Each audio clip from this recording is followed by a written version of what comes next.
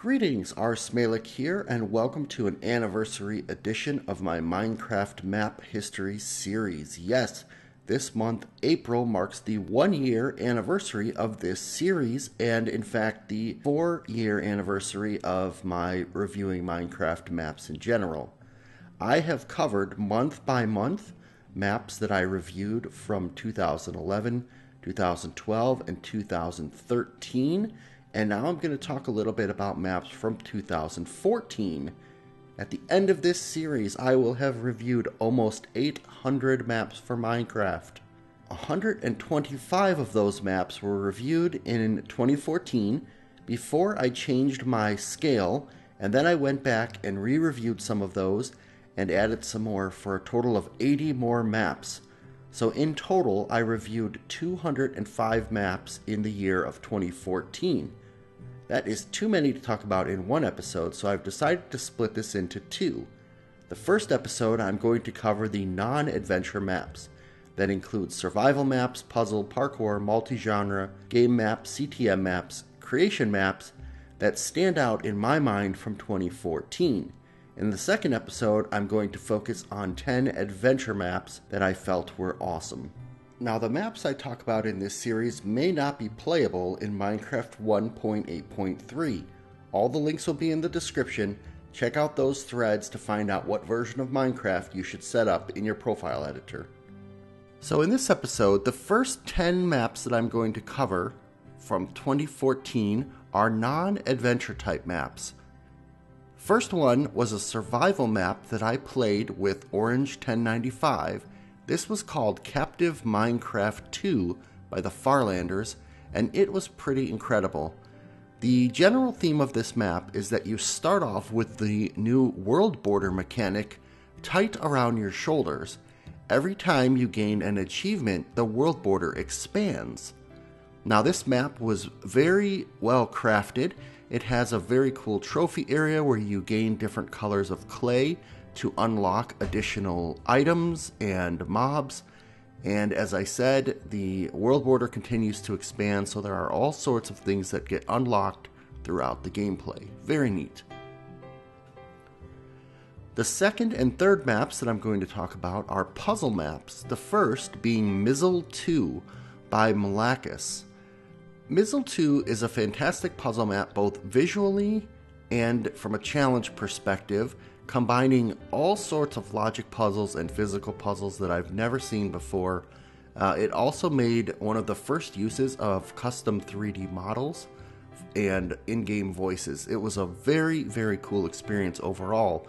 The thing that really sticks out in my mind, though, is that in the lobby of this puzzle map, there is actually an in-game trailer. That's right, it's a cinematic trailer for the map itself that is completely done in-game. You really have to see it to believe it. The second puzzle map that I'm going to talk about is G.A.T.O.S, G-A.T.O.S, or Get at the Other Side by Team Wooloo. Now, visually speaking, this one is very straightforward, but it's been quite a long time since I've seen a puzzle map that really made me look at my own inventory to come up with solutions. In this case, that you were giving 2 rings, and you had to get from one to the other across an endless void using only the items in your inventory. This map was so popular it actually spawned a number of other maps that also have a similar inventory management type gameplay mechanic.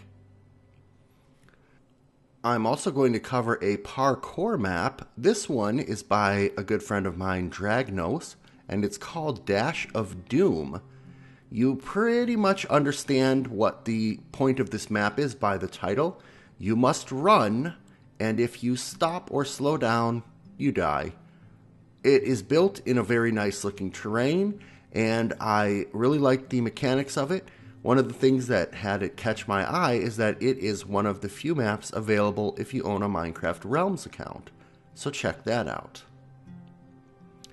And how about a multi-genre map? Of course you've heard of the Diversity 2 map by Q-Magnet and his build team. This map gives you a little taste of just about every genre there is. from parkour to adventure to labyrinth delving to survival. It's all in here. Some really cool dropper maps, and I really can't say enough about what Q-Magnet was able to pull together in this map.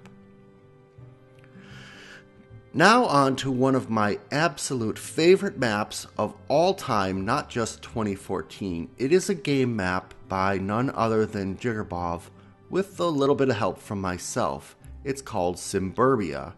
If you know what SimCity is, then you know what Simburbia is. It is a city simulator in Minecraft. Randomized plots once you've chosen residential or industry or commercial. Randomized power plants, randomized events, including disasters. There are quests in this game. There are upgrades. There are town hall projects. You name it, it is in this map. This map is packed with everything, and it is quite fun. If you really want to see how someone who loves SimCity plays Simburbia, check out Generic B's playthrough as well. One more game map that I want to talk about from 2014 is Missle Wars by Seth Bling and Cube Hamster.